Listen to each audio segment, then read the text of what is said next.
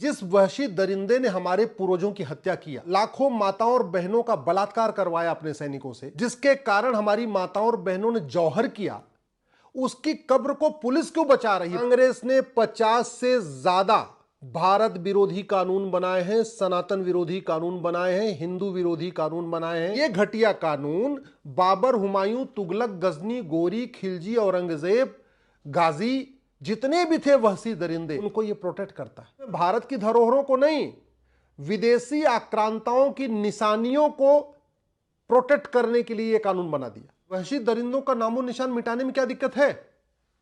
आए, लूटे, तोड़े, खाए, सोना चांदी लूटा, मठ मंदिर तोड़ा, हत्या किया, बलात्कार किया। महाराष्ट्र में औरंगजेब की कब्र को लेकर हंगामा चल रहा है, पुलिस लगी हुई है औरंगजेब की कब्र को बचाने के लिए। लेकिन सवाल यह है कि जिस वहशी दरिंदे ने हमारे पूर्वजों की हत्या किया, और 100, 200, 1000 नहीं, लाखों पूर्वजों की हत्या किया, लाखों माताओं और बहनों का बलात्कार करवाया अपने सैनिकों से, जिसके कारण हमारी माताओं और बहनों ने जौहर किया, उसकी कब्र को पुलिस क्यों बचा रही है, पुलिस क्यों प्रोटेक्ट कर रही है? तो उसके पीछे यह है कांग्रेस का बनाया गया एंशिएंट मॉन्यूमेंट एक्ट। मैं कई बार कह चुका हूं, कांग्रेस ने 50 से ज्यादा भारत विरोधी कानून बनाए हैं, सनातन विरोधी कानून बनाए हैं, हिंदू विरोधी कानून बनाए हैं। कांग्रेस ने गुलामी का नाम चलता रहे, गुलामी का निशान चलता रहे, गुलामी की कुरीतियां चलती रहे, गुलामी की कुप्रथाएं चलती रहे, उसके लिए कानून बाकायदा संसद में बनाया। यह एंशिएंट मॉन्यूमेंट एक्ट जो 1958 में बना था, इसको नेहरू जी ने बनाया इसी काम के लिए था। यह घटिया कानून बाबर, हुमायूं, तुगलक, गजनी, गोरी, खिलजी, औरंगजेब, गाजी जितने भी थे वहशी दरिंदे, सबके जो निशान है, चाहे उनकी कब्र है या उनका मकबरा है या उनकी दरगाह है या उनकी मजार है, जो कुछ भी है, उनको यह प्रोटेक्ट करता है। भारत का संविधान का आर्टिकल 49 कहता है भारतीय धरोहर संहिता बनाना है और भारत की धरोहरों को प्रोटेक्ट और प्रमोट करना है।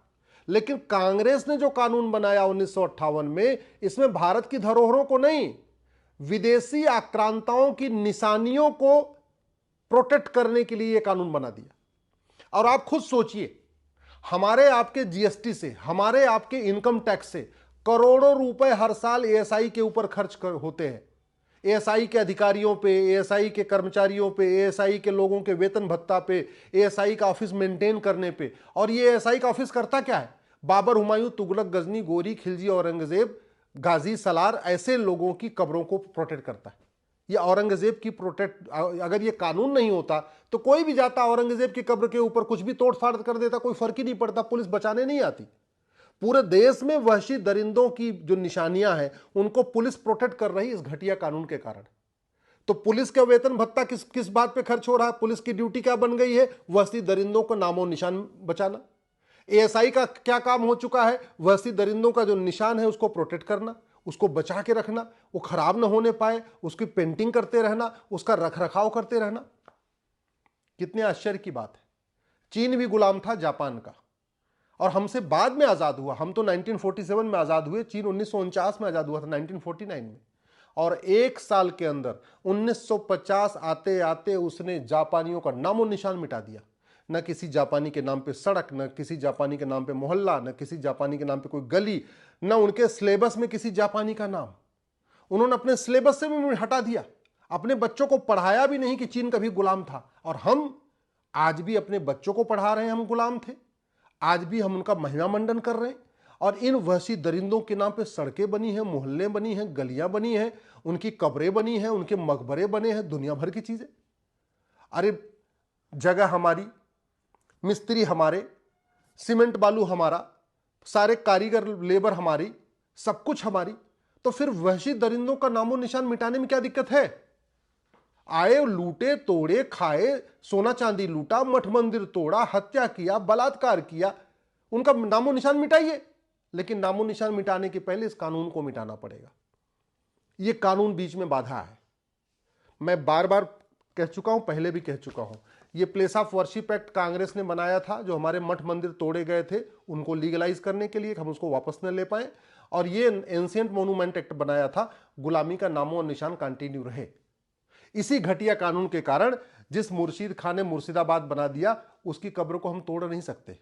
इसी घटिया कानून के कारण जिस मिर्जा ने विंध्याचल को मिर्जापुर बनाया, हम उसकी कब्र को, उसकी मजार को, उसकी दरगाह को, उसके नामो निशान नहीं मिटा पा रहे। इस घटिया कानून के कारण जिस जौना खान ने जमदग्नीपुरम बनाया और वहां के अटाला मंदिर को तोड़ के अटाला मस्जिद बनाया, ना हम अटाला मस्जिद वापस ले पा रहे, वहां पे मंदिर बना पा रहे, ना हमने आज तक जमदग्नीपुरम को जौनपुर किया, जौनपुर को जमदग्नीपुरम किया।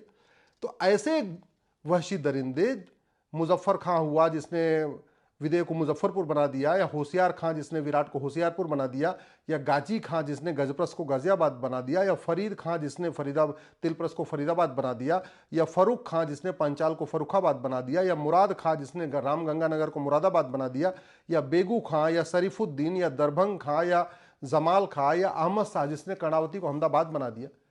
ऐसे की नामो निशान क्यों चाहिए? मैं सरकार से निवेदन कर रहा हूं, कांग्रेस के द्वारा बनाए गए एंशिएंट मोनूमेंट एक्ट 1958 और प्लेस ऑफ वर्शिप एक्ट 1991, इन दोनों कानूनों को खत्म करिए। एक भारतीय नामकरण संहिता बनाइए और भारत में जो 1000 स्थानों का नाम वहशी दरिंदों के नाम पे चल रहा है उनको खत्म कर दीजिए।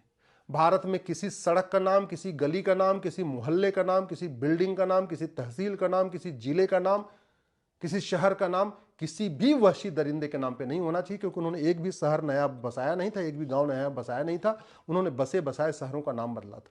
और ऐसे ही ये प्लेस ऑफ वर्शिप एक्ट खत्म करिए और वहशी दरिंदों जितने हमारे मठ मंदिर तोड़े थे उनको रिस्टोर हम कर सकें, उसके लिए भारतीय एक धर्मस्थल संहिता बनाइए, एक भारतीय धरोहर संहिता बनाइए, एक भारतीय नामकरण संहिता बनाइए और गुलामी का नामो निशान मिटाइए। ये जब तक कानून नहीं खत्म होंगे तब तक ये हंगामा चलता रहेगा। इसलिए मैं कहता हूं 1950 के बाद जो कांग्रेस ने घटिया 50 कानून बनाए हैं, उन 50 कानूनों को खत्म करिए और 1950 से पहले जो अंग्रेजों ने कानून बनाया था, जिसमें से 222 कानून आज भी चल रहे हैं, उन सभी 222 कानूनों को खत्म करिए।